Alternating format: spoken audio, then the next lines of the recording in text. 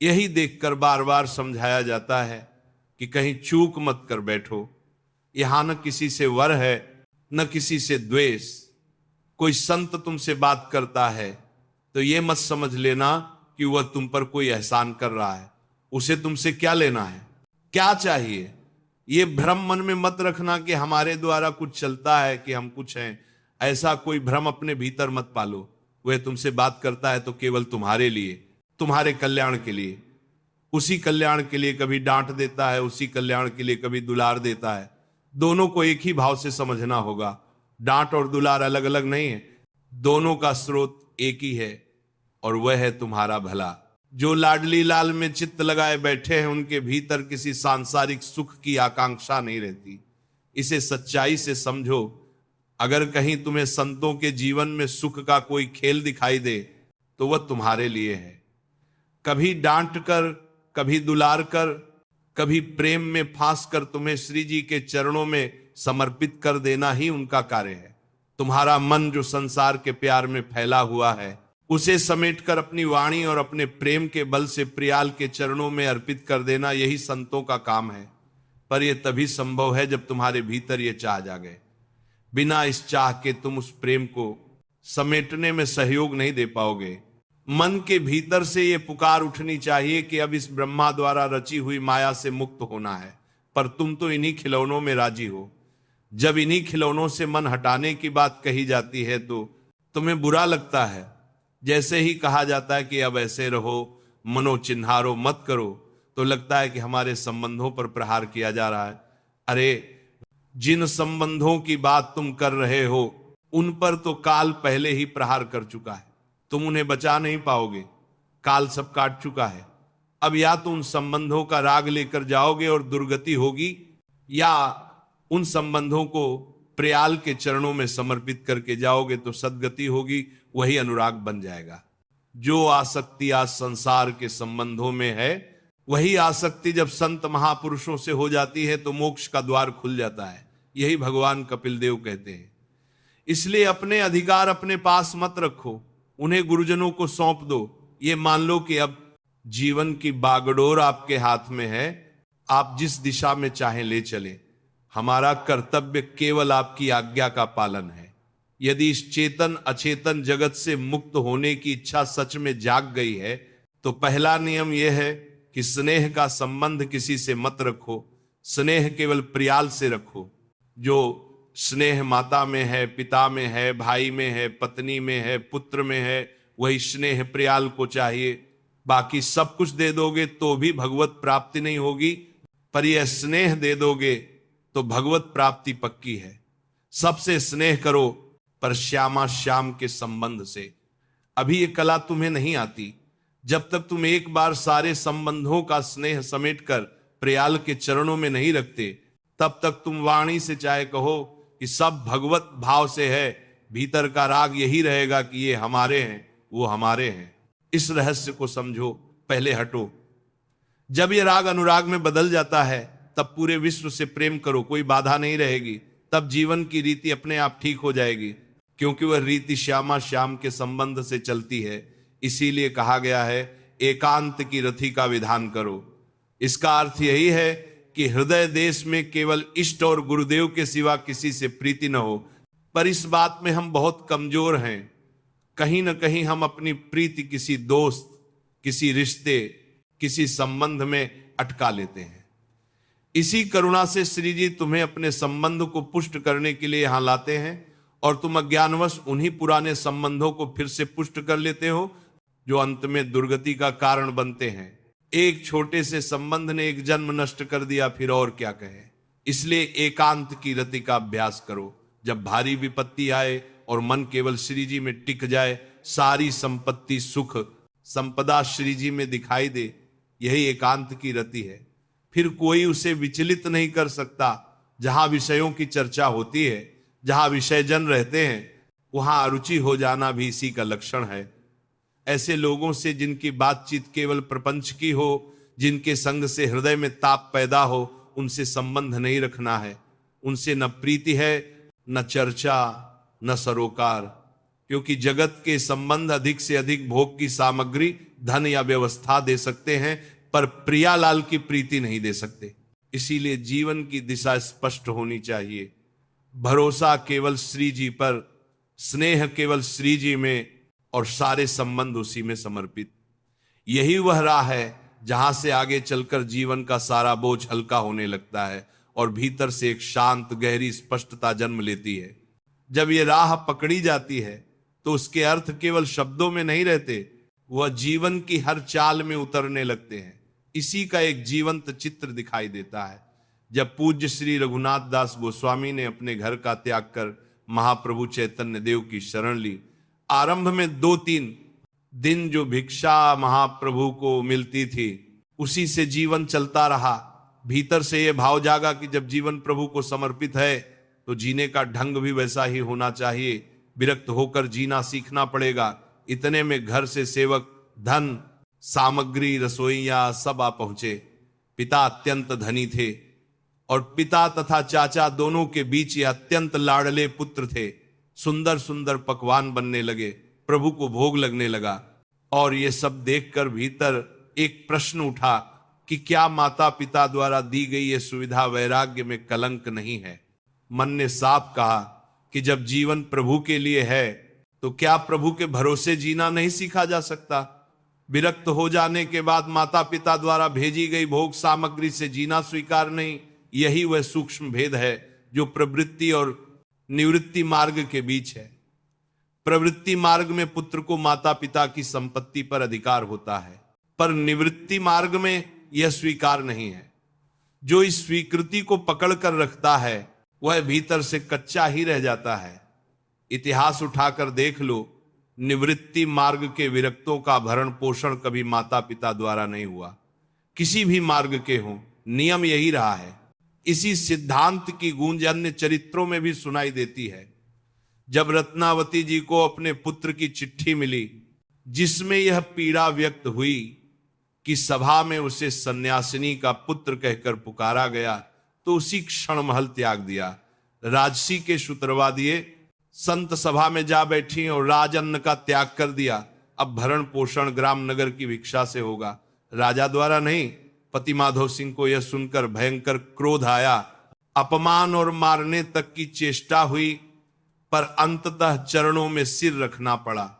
स्पष्ट कहा गया कि न महल में रहना है न उनका भोजन लेना है। विरक्ति में माता पिता या परिवार द्वारा भरण पोषण केवल एक भिक्षा तक स्वीकार्य है, उससे अधिक नहीं। सिद्धांत से न चलो तो कुछ दिन बाद फिर उसी संसार में लौट आओगे। जब यह विश्वास दृढ़ होता है कि प्रभु पूरे विश्व का भरण पोषण करते हैं तो क्या मेरा नहीं करेंगे, तब निवृत्ति मार्ग का अर्थ खुलता है। इसी मार्ग में रघुनाथ दास गोस्वामी के भीतर फिर एक आग लगी कि पिता के वैभव को किसी भी रूप में भोगना नहीं है। अब प्रश्न उठा है कि कैसे जिया जाए। सिंहद्वार पर जगन्नाथ जी के भिक्षुक खड़े होते थे, उन्हीं में जाकर खड़े हो गए। कभी प्रसाद मिलता, कभी नहीं, भूखे भी रहना पड़ता। फिर भीतर विचार आया कि यहां खड़े होने में भी एक अपेक्षा छिपी है कि कोई देगा, यह भी ठीक नहीं। फिर एक अन्न क्षेत्र में जाने लगे जहां भोजन बनता था, पर वहां भी विवेक ने रोका कि जब सेवा का कोई अधिकार नहीं तो भरपेट भोजन लेना वैराग्य को सुरक्षित नहीं रखेगा। सेवा हो तभी अधिकार हो, नहीं तो यह भी छोड़ दिया। अब जीवन और सिमट गया।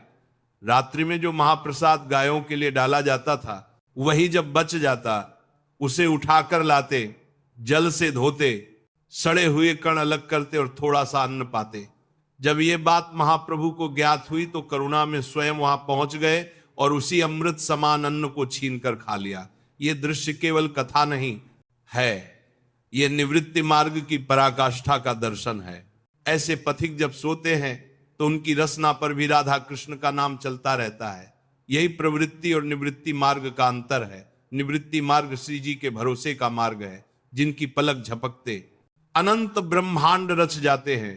उनके लिए हमारा भरण पोषण कोई बड़ी बात नहीं। फिर निवृत्ति मार्ग में होकर परिवार या अन्य आश्रयों पर टिके रहना समझ से परे है। भरोसा दृढ़ करो इन्हीं चरणों पर। निवृत्ति को निवृत्ति ही रहने दो, उसमें प्रवृत्ति की मिलावट मत करो। इस मार्ग में व्यवहार भी बदल जाता है, जनता से व्यवहार शून्य हो जाता है। हजारों लोगों के दर्शन होते हैं, बातचीत होती है, पर एक भी अपना नहीं बनता, सब श्री जी के हैं।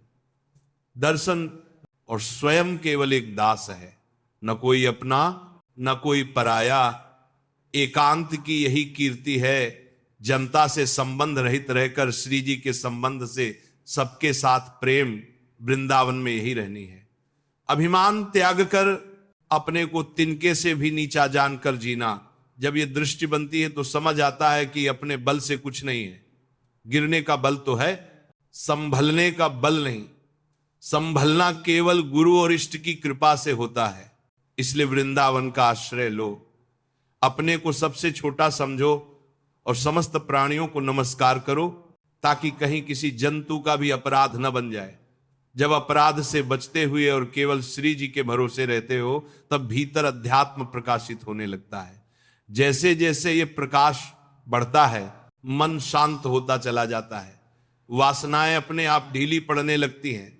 ये कोई प्रयास से नहीं, भरोसे और समर्पण से घटित होता है। जब मन इस शांति की ओर बढ़ता है तो एक और रहस्य खुलता है, जिसे समझना बहुत आवश्यक है। बड़े बड़े महापुरुषों की निंदा क्यों होने लगती है, उनके प्रति द्वेष क्यों जाग उठता है, जबकि उनके हृदय में किसी के लिए द्वेष होता ही नहीं। जितने महापुरुष हुए हैं, उनके जीवन में यह दृश्य बार बार दिखाई देता है। वर्तमान में भी जिन्हें देखो, उनके आसपास सैकड़ों प्रणाम करने वाले मिलेंगे, पर कुछ निंदक भी अवश्य मिलेंगे। यह प्रश्न भीतर उठता है कि ऐसा क्यों होता है, जबकि संत तो किसी से द्वेष नहीं करते, उनके भीतर द्रोह का भाव होता ही नहीं। इसका कारण समझाया गया कि भगवान की दो शक्तियां हैं, एक माया है और एक प्रेम भक्ति। जो प्रेम भक्ति से विमुख होते हैं, उनके हृदय में माया का प्रभाव बना रहता है, उसी माया से द्वेष जन्म लेता है। वे संतों की महानता देखते हैं, पर उस महानता के मार्ग पर चल नहीं पाते। चल नहीं पाने की असमर्थता भीतर जलन बन जाती है, और वही जलन द्वेष का रूप ले लेती है। जैसे अंगूर पाने की इच्छा में हाथ बढ़ाया, पर जब हाथ नहीं पहुंचा तो कहा कि खट्टे हैं। यह माया जनित वृत्ति है।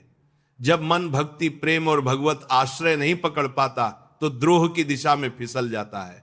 इसीलिए बड़े बड़े भक्तों के जीवन में भी अपने ही गांव के लोग, अपने ही परिवार के जन विरोधी बन जाते हैं। नरसिंह मेहता के जीवन में यही हुआ। मीरा को विष पिलाया गया, प्रहलाद को यातनाएं दी गई। ये सब किसी व्यक्तिगत कारण से नहीं, बल्कि माया के प्रभाव से हुआ। ये बात और स्पष्ट होती है जब ऐसे महापुरुषों के साथ भी हिंसा का प्रयास किया जाता है, जिनके भीतर किसी के प्रति लेस मात्र द्वेष नहीं होता। संत के सामने प्रणाम के बहाने चाकू निकालकर प्रहार करने का प्रयास हुआ, और वही संत उस व्यक्ति को पकड़कर भीतर ले गए। उसे डराया नहीं, दुत्कारा नहीं, बल्कि दूध में चीनी डालकर पिलाया, धैर्य बंधाया और सुरक्षित घर पहुंचाने का आदेश दिया। ये नहीं पूछा कि किसने भेजा, क्योंकि वो पूछना भी द्वेष का बीज बन सकता था। केवल यह पूछा गया कि ऐसा क्यों किया। उत्तर मिला कि पैसे के लोभ में बुद्धि मारी गई थी। वही करुणा ने सब ढक लिया। यह संतों की वृत्ति है। वे द्वेष नहीं करते, भले ही संसार उन्हें द्वेष की सूली पर चढ़ा दे। यह माया का विचित्र खेल है कि कभी उन्हीं के पार्षद बनकर लोग विरोध करने लगते हैं और उन्हीं के हाथों अपमान और कष्ट पहुंचते हैं। पर इसका मूल कारण वही माया शक्ति है जो हृदय को मलिन कर देती है। जहां माया का प्रभाव है, वहां संतों से स्वाभाविक द्वेष पैदा होता है, जबकि संत स्वयं किसी के द्वेष के पात्र नहीं होते। अब प्रश्न उठता है कि क्या इससे बचा जा सकता है? इसका उत्तर बहुत सीधा है। यदि भगवान का नाम जप लिया जाए, भगवान का आश्रय पकड़ लिया जाए, तो दृष्टि बदल जाती है। नाम जप करने वाला सहृदय हो जाता है। वह घोर पापी को देखकर भी घृणा नहीं करता, बल्कि उसे प्रेम से भगवान की ओर मोड़ने की कामना करता है। नाम ही वह शक्ति है जो इस माया जनित द्वेष से बचा सकती है। नहीं तो भीतर संत द्रोह की वृत्ति पैदा हो जाती है और यह मनुष्य के पतन का कारण बनती है। जहां कहीं किसी महापुरुष का यश फैलता है, वहीं माया निंदा को खड़ा कर देती है, क्योंकि माया पतन कराती है और भक्ति उत्थान। इसीलिए अपने हृदय की रक्षा करनी है। नाम में टिककर, आश्रय में टिककर, भरोसे में टिककर। जब भरोसा केवल श्री जी पर होता है, तब न किसी से द्वेष रहता है, न किसी की निंदा में रस आता है। मन शांत रहता है, दृष्टि निर्मल होती है और जीवन अपने आप उस दिशा में बहने लगता है जहां से भगवत साक्षात्कार संभव होता है। यही इस मार्ग की रक्षा है, यही साधक का कवच है। अब बात यहीं आकर ठहरती नहीं, बल्कि भीतर और गहराई में उतरती है। जब यह समझ बनने लगती है कि माया पतन कराती है और भक्ति उत्थान, तब साधक के सामने सबसे बड़ा प्रश्न यही होता है कि अपना सहारा किसे बनाया जाए, क्योंकि मन स्वभाव से किसी न किसी आश्रय को ढूंढता है, कभी व्यक्ति का, कभी धन का, कभी वस्तु का, कभी संबंधों का। पर गुरुजनों ने बार बार यही रोका कि अन्य आश्रय मत बनाओ, क्योंकि अन्य आश्रय भीतर से भरोसे को तोड़ देता है। भरोसा अगर पूरा नहीं हुआ तो निवृत्ति मार्ग केवल नाम का रह जाता है। गुरुजनों की बहुत सी बातें पहले समझ में नहीं आती। उस समय लगता है कि ये कठोरता क्यों है, ये रोक टोक क्यों है, पर समय बीतने पर वही बातें जीवन की रक्षा करती दिखाई देती है। जब कहा जाता है कि केवल श्री जी का भरोसा रखो, जिसने आज दिया है वही कल देगा, तो ये कोई भावुक वाक्य नहीं है, ये जीवन की कसौटी है। इसी भरोसे की परीक्षा तब होती है जब कोई कहता है कि ये वस्तु रख लो, कभी काम आ जाएगी, और उत्तर मिलता है कि इसी प्रवृत्ति को मिटाने के लिए ये जीवन लिया गया है। जब काम आएगा तो श्री जी उसी क्षण भेज देंगे। पहले से जमा करके रखना, भरोसे में दरार डालना है। जब ये भाव भीतर उतरता है कि हमें केवल श्री जी का आश्रय लेकर वृंदावन वास करना है, तब जीवन का स्वाद बदल जाता है। बाहर से देखने वाला नहीं समझ पाता, पर भीतर आनंद की एक धारा बहने लगती है। फिर कभी कभी ऐसे क्षण आते हैं जब आंखों से आंसू निकलते हैं। ये आंसू दुहक के नहीं होते, ये आंसू तब आते हैं जब साधक एकांत में होता है, कोई अपना नहीं दिखता, परिस्थितियां प्रतिकूल होती हैं। उसी क्षण जो शरणागति जागती है वही भगवत प्राप्ति का द्वार खोलती है। जब तक विपरीत परिस्थिति नहीं आती, शरणागति परिपक्व नहीं होती। ये बात जीवन में बार बार सिद्ध हुई है। द्रौपदी हो या गजेंद्र या कोई भी भक्त, जब चारों ओर से सहारे टूट गए, तब शुद्ध शरणागति प्रकट हुई और उसी से भगवत साक्षात्कार हुआ। इसीलिए भीतर से ये प्रार्थना जागनी चाहिए कि प्रभु, हमारी आसक्ति का नाश करने के लिए ऐसी परिस्थिति दे दो कि दृष्टि केवल आप पर टिक जाए, न हमारा कोई नाम रहे, न कोई हमारा कहलाए, बस आप ही हमारे हों और हम आपके। यही वह पुकार है जो साधना को सच्चा बनाती है। जब जीवन में कोई बड़ा प्रश्न आता है तो बाहर भागने की जगह भीतर देखने की आदत बनती है।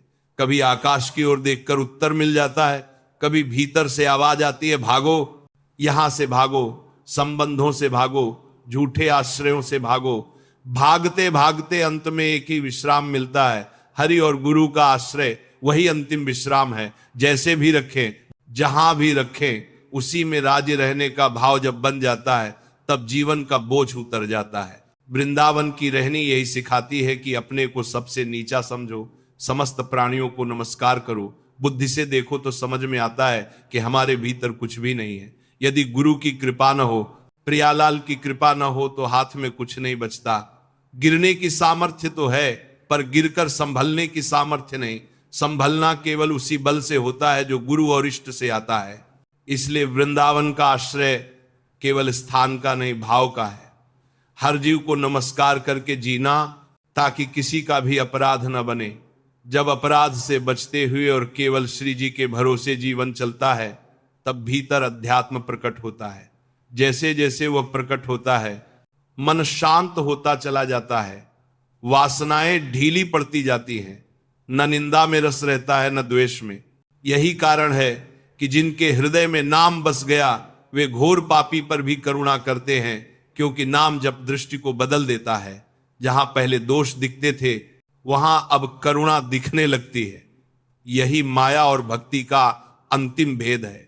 माया निंदा और द्वेष में ले जाती है, भक्ति प्रेम और शरणागति में। जो इस भेद को समझकर नाम और आश्रय में टिक गया, उसका जीवन सुरक्षित हो जाता है। वहीं से साधना सच्चे अर्थों में आगे बढ़ती है। यहीं आकर पूरा भाव भीतर स्थिर होने लगता है। अब कोई नई बात जोड़नी नहीं रह जाती, केवल वही बात गहरा कर अपने भीतर उतरती जाती है।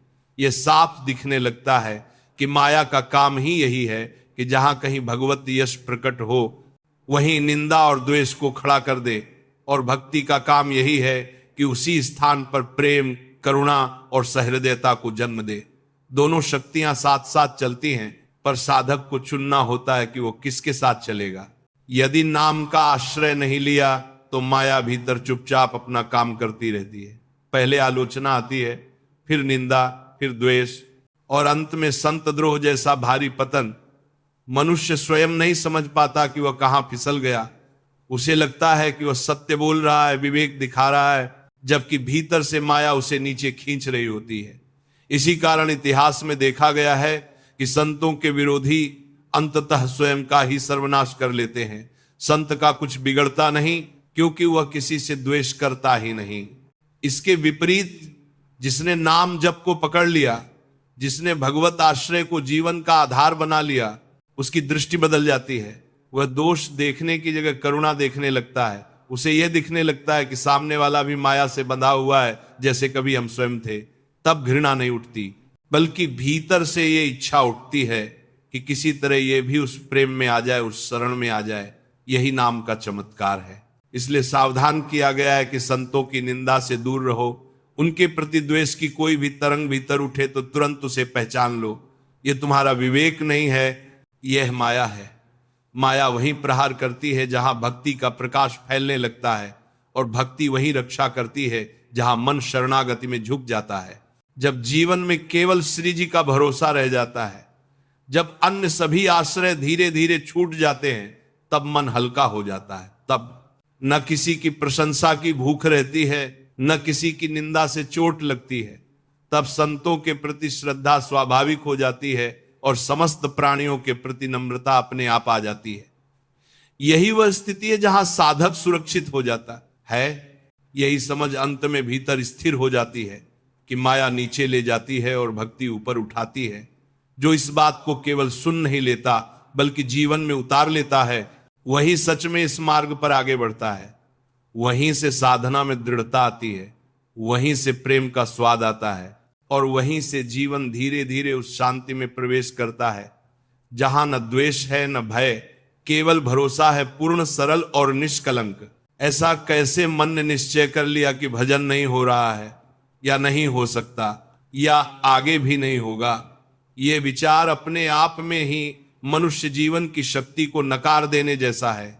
मानव जीवन कोई साधारण संयोग नहीं है, ये वह पूर्ण सामर्थ्य लेकर आया है जिसके द्वारा भगवान की प्राप्ति संभव है। इस जीवन में वह सब कुछ दिया गया है जो भगवत प्राप्ति के लिए आवश्यक है। पर यदि भजन को ही असंभव मान लिया जाए तो फिर इस जीवन का उद्देश्य ही क्या रह जाता है। बिना भजन के भगवत प्राप्ति असंभव है। ये कोई डराने वाली बात नहीं, ये तो सत्य का सीधा स्वीकार है। फिर भी मन बड़ा अजीब है। विषयों का सेवन कर सकता है, विषयों का चिंतन कर सकता है, संसार के प्रपंच में पूरी तरह उलझ सकता है, लेकिन जब भजन की बात आती है तो कह देता है कि ये नहीं बनता। ये कैसी विचित्र दलील है। जो विषयों के लिए दौड़ सकता है, जो दिन रात इंद्रियों की सेवा में लगा रह सकता है, वही मन भजन के लिए थक क्यों जाता है। ऐसा नहीं कि भजन नहीं हो सकता, बल्कि ऐसा है कि हमने इंद्रियों और मन को विषयों के लिए इतना प्रोत्साहन दे दिया है कि वे भजन के लिए मना करने लगे हैं। मनुष्य जीवन किस उद्देश्य से मिला है, इस प्रश्न से बचकर कोई आगे नहीं बढ़ सकता। क्या यह जीवन केवल रुपया कमाने, समाज में नाम बनाने, प्रतिष्ठा बटोरने और फिर सब कुछ यही छोड़कर चले जाने के लिए है? यह सब यही धरा रह जाएगा। इंद्रियों का दुलार, मन का अति संरक्षण, यह सब अंततः नरक का द्वार खोल देता है। हम कोई साधारण सत्ता नहीं है, हम भगवान के निज अंश हैं। ये बात केवल सुनने के लिए नहीं है, इसे जीने के लिए है। जब भगवान के भक्तों का संग मिलता है तब मन को बलपूर्वक भजन में लगाना पड़ता है, क्योंकि साधक के लिए भजन स्वाभाविक नहीं, अभ्यासजन्य होता है। सिद्धों के लिए भजन सहज हो सकता है, लेकिन साधक को अभ्यास करना ही पड़ता है। हम अविनाशी भगवान के अंश हैं, फिर ये कहना कि हम भजन नहीं कर सकते अपने ही स्वरूप का अपमान है। ऐसे निरुत्साहित करने वाले वचन न तो बोलने चाहिए और न ही सुनने चाहिए। ये कहना कि हम सब कुछ कर सकते हैं लेकिन भजन नहीं कर सकते, यह स्वयं के प्रति अन्याय है। हमारी वाणी बोल सकती है तो भगवान का नाम क्यों नहीं बोल सकती? राम, राधा, कृष्ण, हरि ये शब्द बोलने में क्या बाधा है? यदि हाथ हैं तो परोपकार क्यों न करें? यदि पैर हैं तो प्रदक्षिणा क्यों न करें? यदि हृदय है तो भगवान को समर्पित क्यों न करें? बाहर के सारे साधन, सारे प्रयास यदि नाम जप से रहित हैं तो वे शून्य के समान हैं। जैसे अंक के बिना शून्य का कोई मूल्य नहीं, वैसे ही भगवत चिंतन के बिना सारी सत्क्रियाएं अंततः नाशवान लोकों तक ही ले जाती हैं। ब्रह्मलोक तक भी पहुंचा दें तो भी वह नाशवान है। सत्य केवल एक है, हरि नाम। ये कहना कि भजन नहीं होता समाज में फैलने वाला सबसे बड़ा भ्रम है। भजन होता है पर अभ्यास से होता है। इसी जन्म में अभ्यास करना पड़ता है। मन को यह सिखाना पड़ता है कि भगवान के अतिरिक्त कोई और चिंतन उसका स्वभाव नहीं रहेगा। अभ्यास से ही सब कुछ संभव होता है। निराशा, हताशा, उदासी ये साधक के आभूषण नहीं है। किसी भी स्थिति में, किसी भी क्षेत्र में निराशा को स्थान देना अपने भीतर की दिव्यता को ठुकराने जैसा है। हमारे भीतर उत्साह होना चाहिए, ऐसा उत्साह जो हर बाधा को रौंदकर आगे बढ़ जाए। हम भगवान की संतान हैं, अविनाशी परमात्मा के अंश हैं। ये स्वीकार कर लेने के बाद फिर ये कहना कि इंद्रियों के भोग विलास के कारण भजन नहीं हो पा रहा, ये स्वयं से छल करना है। भगवान की प्राप्ति का सबसे सुलभ मार्ग भजन ही है। जितना भगवान का चिंतन होगा उतना ही माया से दूरी और भगवान से निकटता बढ़ेगी। निरंतर अनन्य भाव से भगवान का स्मरण करने वाले के लिए भगवान स्वयं सुलभ हो जाते हैं। इसमें कठिनाई क्या है? यदि युद्ध जैसे कर्म करते हुए भी भगवान का चिंतन संभव है तो फिर ऐसा कौन सा कार्य है जिसमें भगवान का स्मरण नहीं हो सकता? मुख से मधुर नाम का स्मरण चलता रहे, शरीर अपने कर्तव्य करता रहे और कर्म भगवान को अर्पित होते रहे। इस प्रकार हर क्षण भगवान के समीप पहुंचने का मार्ग खुला रहता है। इसके विपरीत भगवान का विस्मरण करके केवल धन, संपत्ति और भोगों की चाह में भटकना इस दिव्य मनुष्य जीवन को व्यर्थ नष्ट करना है। इसीलिए ये शब्द हमारे जीवन में नहीं आना चाहिए कि भजन नहीं कर सकते। ये स्वीकार नहीं किया जा सकता। भजन के बिना जीवन का कोई मूल्य नहीं है और भजन असंभव है ये कहना और भी बड़ा अपराध है। यह मनुष्य शरीर दुर्लभ है। यदि इसी शरीर में प्रभु से प्रेम न हो पाया, प्रभु को रिझाया न जा सका, तो फिर और क्या बचता है? प्रभु के प्रेम का मूल नाम है और नाम स्वयं प्रेम का स्वरूप है। भगवान से भी बढ़कर भगवान का नाम है। जब राम, कृष्ण, हरि, राधा का नाम प्रतिपल हृदय में गूंजता है तब भगवान स्वयं भीतर प्रकाशित होते हैं और माया का पर्दा हटने लगता है। निराशा के शब्द फिर जिह्वा तक नहीं आते। प्रयास होते हैं, कभी असफल भी होते हैं, पर साधक वहीं रुकता नहीं, बार बार प्रयास करता है और किसी न किसी प्रयास में सफलता निश्चित हो जाती है। निराशा को स्वीकार करना इस मार्ग में स्वीकार्य नहीं है। पराजय वहीं होती है जहां भगवान का आश्रय छोड़ दिया जाता है। जब मन भगवान से हटकर केवल परिस्थितियों को देखने लगता है तब वह हार मान लेता है। पर यदि दृष्टि भगवान पर टिकी हो तो कैसी भी स्थिति क्यों न हो, भीतर का पुरुषार्थ टूटता नहीं। यह शरीर कोई अंतिम सत्य नहीं है। शरीर कष्ट में हो सकता है, रोगों से ग्रस्त हो सकता है, दुर्बल हो सकता है, पर आत्मा न तो रोगी होती है, न दुर्बल, न नष्ट होने वाली। का कोई ऐसा व्यक्ति जिसकी दोनों किडनियां काम न कर रही हो, जो डायलिसिस जैसे भयंकर कष्ट से गुजर रहा हो, यदि केवल शरीर को ही सब कुछ मान ले तो वह भीतर से टूट जाएगा। पर यदि वह स्वयं को भगवान का अंश माने तो शरीर का कष्ट अपनी जगह रहेगा और आत्मा अपने पुरुषार्थ में खड़ी रहेगी। ये जीवन केवल शरीर का नाम नहीं है। यदि शरीर पीड़ा में है तो वह अपनी ओर से भोगे, पर आत्मा अपने संकल्प में स्थिर रहे। यह कहना कि अब कुछ नहीं किया जा सकता, यह मनुष्य जीवन की शक्ति को नकार देना है। स्वस्थ व्यक्ति जो कर सकता है वही सब एक रोगग्रस्त शरीर में रहकर भी किया जा सकता है, यदि भीतर जोश हो, संकल्प हो और भगवान का आश्रय हो। ये जोश, ये संकल्प केवल अध्यात्म से आता है, भजन से आता है, भगवान के नाम स्मरण से आता है। तभी मनुष्य उत्साहित रहता है, भीतर से वीर बना रहता है। ये मार्ग कायरों का नहीं है, मैं नहीं कर सकता ये वाक्य। धर्म और सही मार्ग के संदर्भ में हमारे जीवन की डायरी में लिखा ही नहीं जाना चाहिए। अधर्म की बात अलग है, पर धर्म में चलने के लिए ये कहना कि मुझसे नहीं होगा, ये स्वीकार्य नहीं। जो करना है, जो सत्कर्म है, जो भगवान की ओर ले जाता है, वह किया जाएगा। यही साधक का स्वभाव होना चाहिए। प्रश्न ये नहीं है कि माया का प्रकोप कितना बड़ा है, प्रश्न यह है कि भगवान की कृपा उससे कितनी बड़ी है। और इसमें कोई संदेह नहीं कि भगवान की कृपा अनंत है। यदि मनुष्य कायर बन गया तो न इस लोक का रह जाएगा न परलोक का, पर यदि भीतर वीरता जाग गई तो जो चाहे वह प्राप्त कर सकता है। हम भगवान की संतान हैं। जिन भगवान के चरणों में महाबली अनंत वैभवशाली हनुमान जी स्वयं दुलार पाते हैं, उन्हीं भगवान के हम अंश हैं। हमारे भीतर अपार सामर्थ्य छिपा है। आवश्यकता केवल इतनी है कि हम उस शक्ति को जगाएं और उसे भगवत प्राप्ति की दिशा में लगाएं। जब भगवान के हर्मसा प्राप्ति की इन नाम जप से भगवान को अपने अधीन किया जा सकता है, तो फिर ऐसा क्या है जो असंभव है। नाम जप में कोई भारी परिश्रम नहीं है।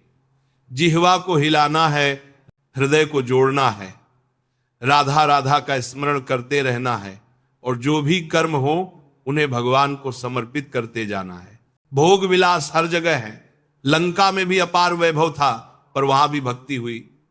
विभीषण ने उसी लंका में, जहां चारों ओर राक्षसी प्रवृत्तियां थीं, अपने हृदय में ऐसी भक्ति को जीवित रखा कि भगवान स्वयं उनके गुणों की महिमा करने लगे। जब ऐसे वातावरण में भक्ति संभव है, तो आज के किसी भी देश, किसी भी समाज में भक्ति असंभव कैसे हो सकती है। यदि भीतर निश्चय अडिग है तो कोई भी बाहरी परिस्थिति भक्ति को रोक नहीं सकती। यदि कोई मांस नहीं खाना चाहता तो कोई उसे खिला नहीं सकता। यदि कोई मदिरा नहीं पीना चाहता तो कोई उसे पिला नहीं सकता। यदि कोई व्यभिचार नहीं करना चाहता तो कोई उसे मजबूर नहीं कर सकता। और यदि कोई करना चाहता है तो वह पवित्र स्थान में रहकर भी सब कुछ कर सकता है। इसलिए स्थान को दोष देना अपने मन की कमजोरी को छिपाने का तरीका है। यदि भजन नहीं करना है तो वृंदावन में रहकर भी भजन नहीं होगा, और यदि भजन करना है तो अमेरिका, इंग्लैंड या किसी भी देश में भजन हो सकता है। एक ही मेज पर बैठकर कोई विषयों में डूबा हो सकता है और कोई नाम स्मरण में लीन हो सकता है। एक ही कार्यालय में काम करते हुए कोई अपनी चाल चल सकता है और कोई अपनी, इसमें कोई विरोध नहीं है। इसलिए यह कहना कि विषय बाहुल्यता के कारण भजन नहीं हो पा रहा, ये गलत तर्क है। ऐसे अनेक उदाहरण सामने हैं जहां लोग संसार के बीच रहते हुए भी कठोर नियम, ब्रह्मचर्य, संयम और नियमित सेवा के साथ भक्ति में आगे बढ़ रहे हैं। वे अपने आचरण को लेकर सतर्क रहते हैं, निरंतर जांच करते हैं और भीतर दीनता बनाए रखते हैं। यदि हम अपनी ओर से नहीं बदले तो कोई देश, कोई समाज हमें नहीं बदल सकता। और यदि हम भीतर से ढीले हैं तो भारत में रहकर भी, वृंदावन में रहकर भी भक्ति नहीं हो पाएगी। भक्ति स्थान से नहीं, उद्देश्य से चलती है। उद्देश्य यदि मजबूत है तो जहां भी रहेंगे वहीं भक्ति पुष्ट होगी। यदि उद्देश्य कमजोर है तो भक्ति के केंद्र में रहकर भी मन भटकेगा। इसलिए सबसे पहले उद्देश्य को दृढ़ करना है। यह समझना है कि भक्ति हमारे जीवन का केंद्र है और उसी के चारों ओर सब कुछ घूमेगा।